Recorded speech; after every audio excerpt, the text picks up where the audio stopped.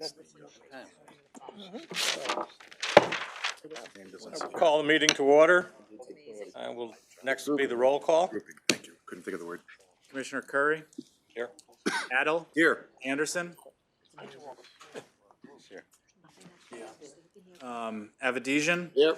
Fasano? Here. Buell? Yeah, here. Bush? Here. Clark? Here. Desai? Here. DeBella? Here. Drake? Here. Gale? Gardeau? Here. Gentile? Here. Healy? Hoffman? Here. Hoheb? Holloway? Here. Johnson? Here. LaChance? Lester? Here. Lewis? Magnan? Here. Mandyke? Here. Maniscalco? Payne? Patel? Here. Salemi? Here. Stuber?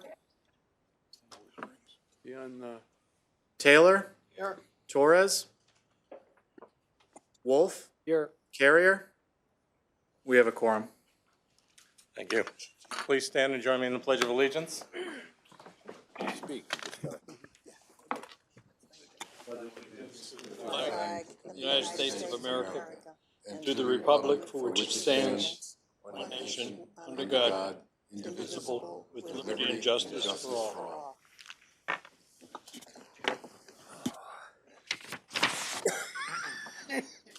And the ringtone reminded me that the beginning of the meeting, I should have said, please silence your phones. Thank you. Next, on the agenda, our town clerk will swear in Commissioner Clark. Esther, would you come up front, please?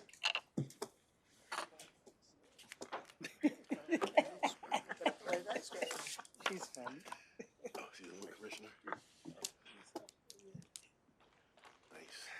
Please raise your right hand. Do you solemnly swear that you will faithfully uphold, according to law, your duties as a commissioner of the Metropolitan District of Hartford County to the best of your ability? I do. Good. Congratulations. Thank you.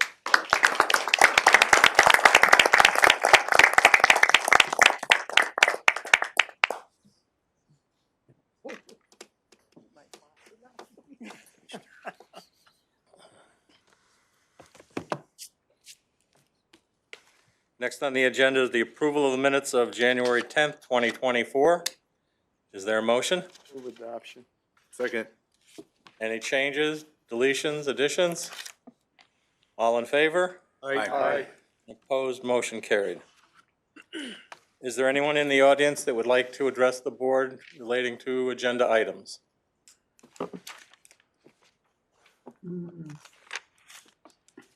Alma Elder. Hello. Alma, yes. Yes. Alma, would you please state your name? Hello. State your name and address for the record. Yes, I will. My name is Alma Elder, and I am from Middlefield, Connecticut, and I'm a member of an organization called Third Act, which is comprised of a group of senior citizens who are committed to be community activists. And one of the items I am interested in is the integrated plan, and I wanted to compliment the board on things I read in their latest report, like increased funding and private property management improvements, and no increase in clean water charges, and a commitment, it seems, to work closely with the city of Hartford. I can remember a time when there was some disagreement over who had responsibility for what between Hartford and the Metropolitan District Commission.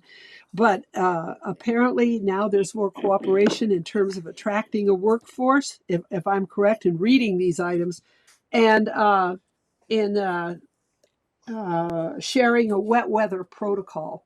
So I think the MDC has done and made tremendous progress in the last 6 months that I've been sitting here and viewing the proceedings. And I just want to congratulate you on your work. Thank you. Thank you. Is there anyone else that would like to address the board? Okay, next on the agenda, report from District Chairman.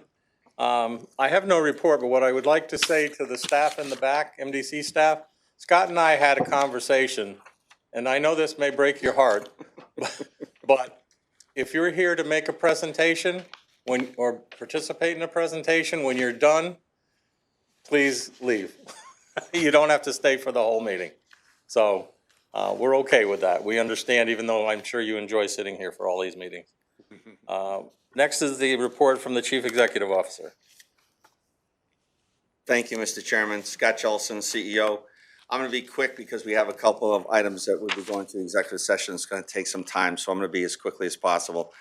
First one is I'd just like to make the point, I've talked about this in the past, as working with our delegation down in Washington, Chris Stone, myself, and Steve Bonafonte, we're going down looking to get support for for language to be put into the WRDA bill, which is the Water Resource Recovery Development Act, which is to get the MDC out of the Army Corps agreement at the Colebrook Reservoir. So we're going down to DC to get support from our delegation on that, February 27th and 28th. We do have and have had conversations with all of the environmental groups, like Farmington River Watershed, Rivers Alliance. They support us. They're actually going to be down there at the same time, providing the support to the MDC. So that's we'll keep you informed as to how successful we are in getting that language in the WRDA bill. As part of the WRDA bill, every year we also submit projects to try and get federal funding, and we prioritize them. So we have submitted our list as we typically do, and just as an example, 16 projects. And just as an example, as you remember, as part of the integrated plan, in order to achieve the goal that we set for ourselves in North Hartford, which is to take the integrated plan from 47 million up to 180 million, we had to push $300 million worth of work. The most significant project that we pushed in schedule was the elimination of overflows to Wethersfield Cove. So we have requested as our top priority $114 million for that project, so that we can keep on track with the elimination of the overflows to the Wethersfield Cove. Remember, the tunnel handles picking up all of the overflows, 5-6 overflows on Franklin Avenue to eliminate the overflows to the Wethersfield Cove. It also collects CSOs along the way within Hartford to a 1-year level of storm, and then it also picks up the SSOs in West Hartford and Newington. So we'll keep you informed as to if we receive any funding from that. And then in terms of some really important Water Bureau agenda items, spoke with Chairman Curry, Vice Chairman DeBella, and Vice Chairman of the Water Bureau, Andy Adel, talking about some really important things that are happening. I just received a call today, myself, Chris Stone, we let the board know that there's an interest in the town of Glastonbury. I haven't had a chance to tell you or you, but I got a call from the town manager just before I came in here. They have shown interest. We have done an appraisal. We haven't submitted that appraisal formally to the town of Glastonbury, but the town manager has indicated they are interested. They do have the money. They are looking for additional money, but they do have, quote, $2 million.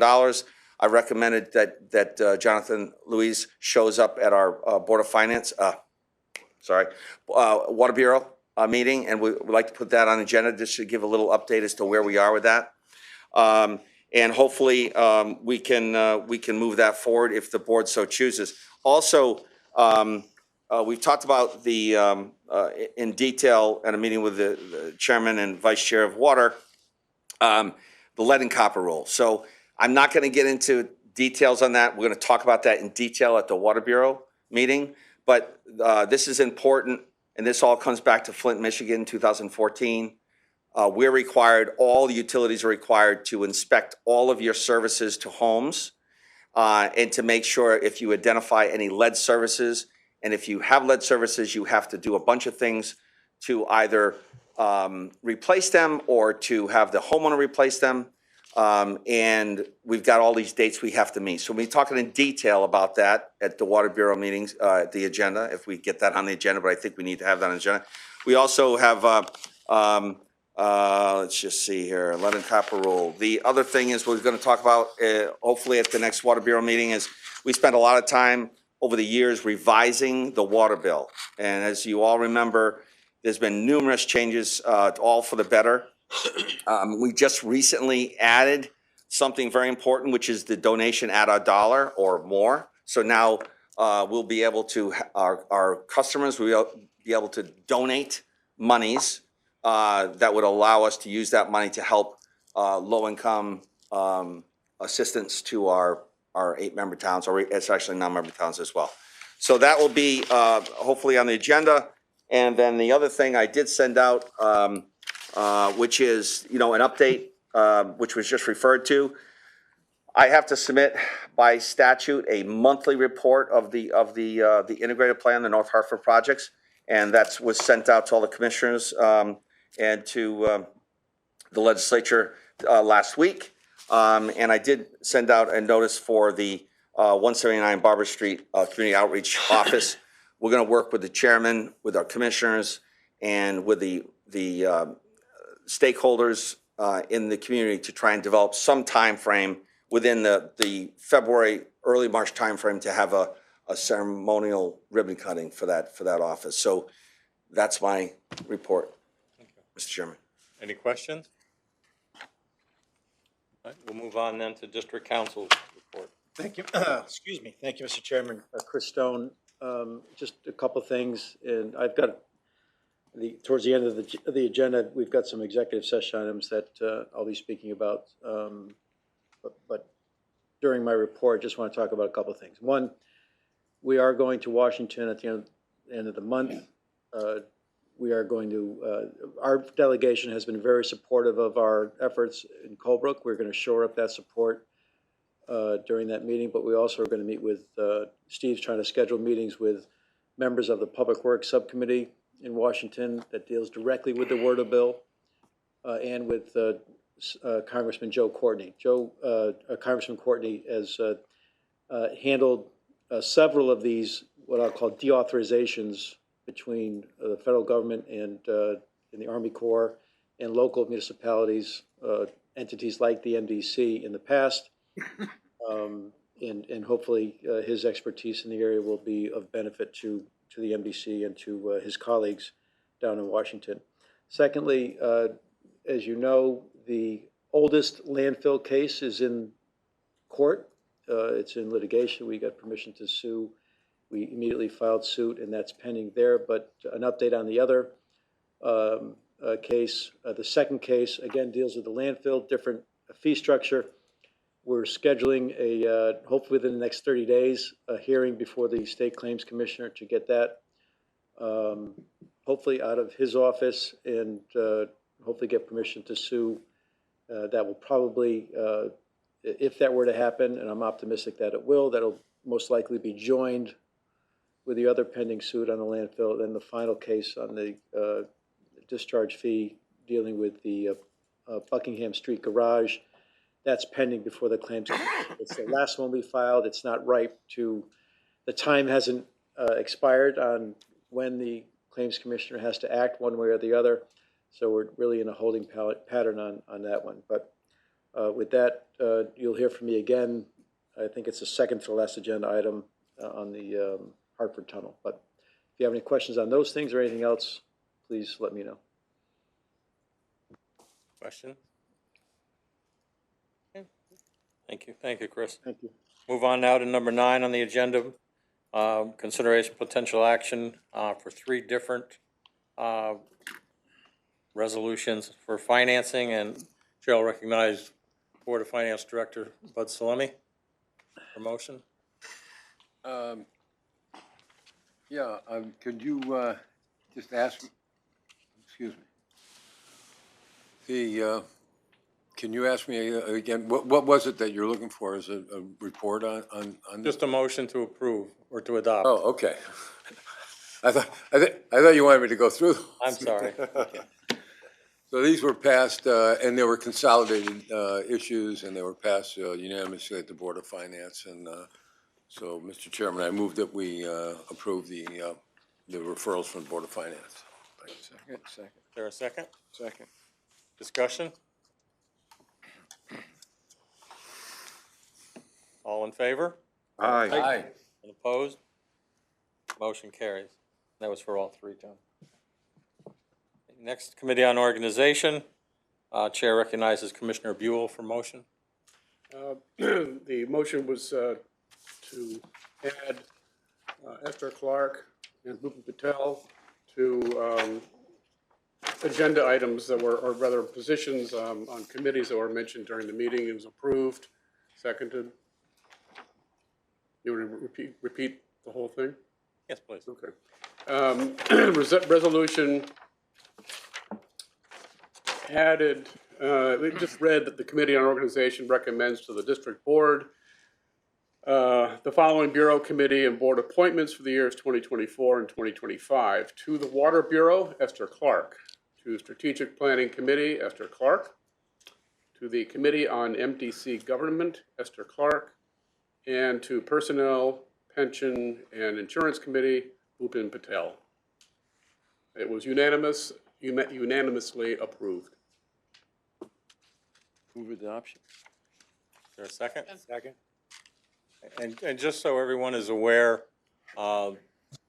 committee assignments, Esther Clark will be on, once we take this action, I assume will be on, was being filled by Commissioner John Pertowski, who was not reappointed, and Esther Clark was appointed. And on PPI, Commissioner Payne submitted a resignation from PPI. And on PPI, PPI has to be represented by every town, every member town. So that's why these are not additions, these are just replacement to fill vacancies. All in favor? Aye. And opposed? Motion carries. All right. Next on the agenda is Committee on MDC Government. The chair will recognize Commissioner Bizzano. Mr. Chairman, the Government Committee met last Wednesday, and this item, which consisted of the appointment of legislative consultants, was favorably approved to move forward to the full body. So I make a motion that this item gets approved by the board. Second. Second. Okay. Through you, Mr. Chairman Bizzano, I would ask our counsel, Chris Stone, to explain the rationale behind that. Sure. Thank you, Mr. Chairman. Through you, Chris Stone, District Counsel. Three of the four firms that we're asking, the Government Committee is asking you to approve tonight, are existing lobbyists, legislative consultants, two of whom work at the state level, namely Brendan Fox with Gaffney Bennett, the other being Janice Fleming with Strategic Outreach Solutions. The third is Steve Bonafante with SJB Strategies, who had done some work on the state level. This is the year, if it's going to happen, it'll be this year with the fall with the water bill in Congress, that we're going to hear one way or the other on this Colebrook Reservoir termination of our contract with the Army Corps of Engineers. It's important that we focus as much energies in, both between Scott and I, the chairman, vice chairman, our lobbyists, our Washington lobbyists, on getting that done. So in addition to retaining Patton Boggs, Squire Patton Boggs in Washington as our federal lobbyist, the Government Committee is proposing that we devote all of Steve's time to federal lobbying. It won't be, there's no change in his compensation, overall compensation from the MDC. In order to supplement our state lobbyist, the committee is proposing that we retain for the session only, which would be from February to May of 2024, the firm of Levin, Polino, and Christ, who are very well-known lobbyists, very successful lobbyists in Hartford, to assist our state lobbying group and really take some of the burden, or the burden of the state at the state level away from Steve, so he can concentrate on the federal and work with us at the state level. So that's the one change that we're proposing, and it does mean an increase of $14,000 in our cost. It's going to come out of the legal budget. There's no need to have other monies appropriate or change our 2024 budget, I can take it out of my legal account. So we think I'm confident we have a good team moving forward. We had a good team last year. It's gotten bolstered a little bit in terms of our federal presence and replaced by primarily Mike Christ at the state level. So that's a little bit of a change from last year, and I think thank you for allowing me the opportunity to explain that relatively minor but different approach this year. And that's for this year. What happens next, obviously, these are year-by-year appointments, so that may change. Questions? Mr. Yes. Van Dyke? Thank you, Mr. Chair. Commissioner Mandyke. Attorney Stone, when we're looking at our federal and our state lobbying, I get the federal lobbying where our goals are really to handle Colebrook this year, and then also obviously to find additional funding for our needs down in the federal government. I guess I'm trying to look at, with a short session this year, what are our goals on a state level right now for our firms that are representing us in a short session? Do we have a legislative agenda? Are we playing more of a defensive strat? Like, what is our goal on a state level? And if there's additional for our Fed that we should know about, what else is it besides the two that have been identified? Through you, Mr. Chairman, thank you. Chris Stone, let's tackle the federal question first. Obviously, you've hit on it. Colebrook is critical to the MDC, and it's going to be the primary focus in Washington. There are other funding opportunities that we continue to look at, whether they're in session or not. We look at those funding opportunities, and they'll keep a close eye on that. And quite frankly, they've been very successful in the millions of dollars that they've brought back to the MDC in grants, not loans, for projects that you've been aware of. And as they come through, you'll continue to become aware of to assist us in financing infrastructure. So, for example, we had a $2.5 million grant for some improvements to our Water Pollution Control Authority. There's another 2.5 that we've been approved for the redundant water transmission main from Hartford under the bridge to East Hartford. And there's other opportunities with public infrastructure monies that is available and that we have continued to monitor, apply for, and fortunately have been somewhat successful thus far. As to this, on the state level, in most cases, as you know, we are somewhat reluctant to, if we can avoid it, submit proposals to change our charter, because that sometimes invites others non-MDC people to do the same. It's obvious. I'm not giving away any secrets. That's what happens. But there is a proposal on municipal bonding that's a relatively minor tweak to our charter that we've submitted over the past 2 years. It's gotten through committee unanimously, but hasn't been called. We're hoping to get that called this year. That relates to the refinancing of our bonding debt, and whether during a refinance we have to count both the original debt plus the refinanced debt as towards our debt ceiling. For every other municipality but the MDC, they don't have to double count for that period of time while the refinance is pending. So it's not critical. We're not coming up to or exceeding certainly our bonding cap. But if that were ever to become the case, it could come into play. So rather than wait until that might happen, we've been proactive. We may submit, in all likelihood, subject to what the government committee, their input, would probably submit that bill as well this year. Most of it is defensive. There's some, like, for example, that bonding bill. And then I've promised through Chairman Bizzano that we will meet again with the government committee over the next 2 weeks. Session starts Wednesday. in 2 days. So we'll meet with the government committee. The government committee has been courteous enough to schedule the special meeting last week to do this part of our process. And we'll meet on more substantive issues over the next week or so to add some meat to the bones of our legislative proposals, and obviously come back to the board, report back to the board as well. So most of it, I will tell you that we always like to have a presence in the legislature to look out for things that we may either like or not like.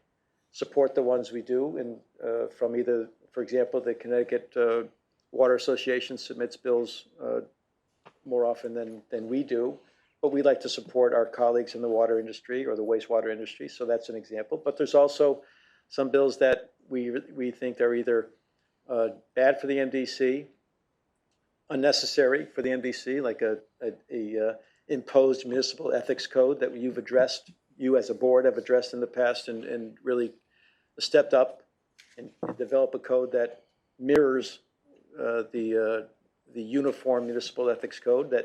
So things like that are unnecessary, that we don't necessarily fight against the principle of it, but just the need for it.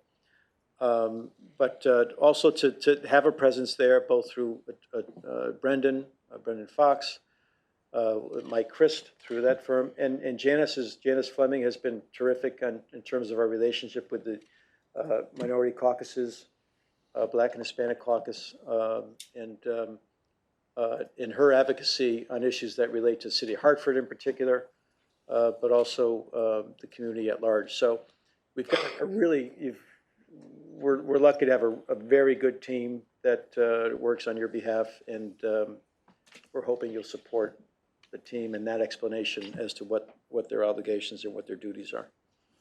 Thank you, Mr. Chair. Thank you. Any other question? All in favor of adoption? Aye. Opposed? Motion carries.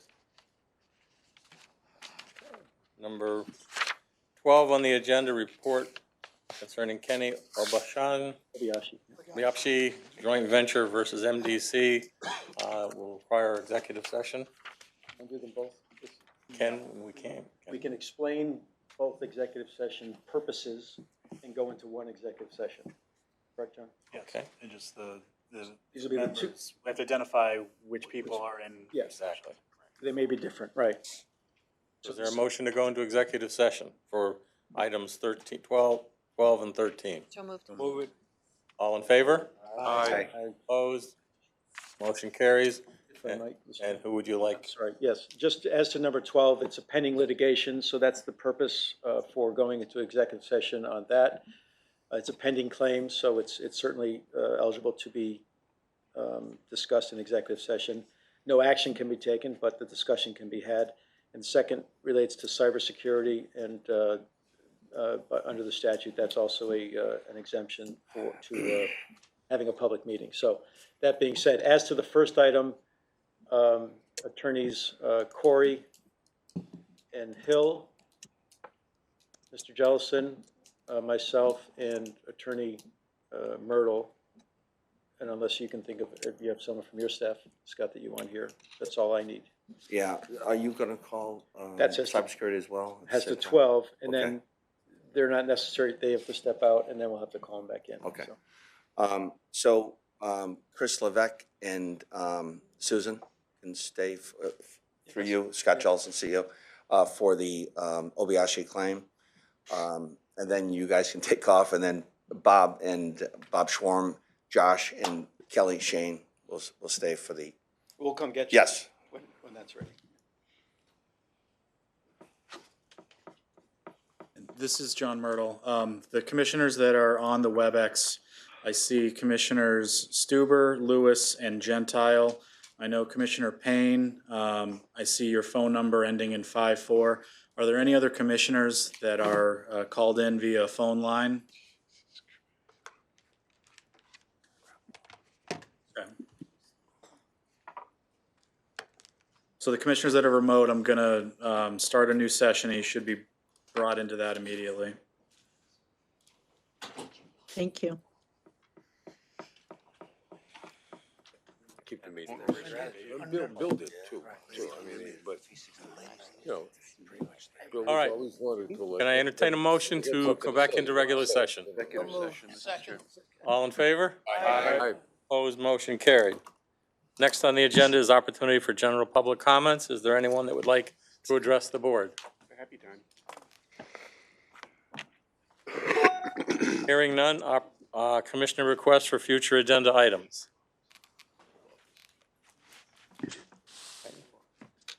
Hearing none, yes, Commissioner Bush? I just wanted to kind of reiterate something I brought up last time about the look back period for the lateral repair. That has never been addressed anywhere, and I don't want to let that continue to languish without being addressed at some point. So there has a constituent in West Hartford who continues to ask for the attention, and I just would like a resolution on it, either to yay or nay it, but I think it should at least be addressed. Okay, thank you. There's one more thing before I entertain a motion to adjourn.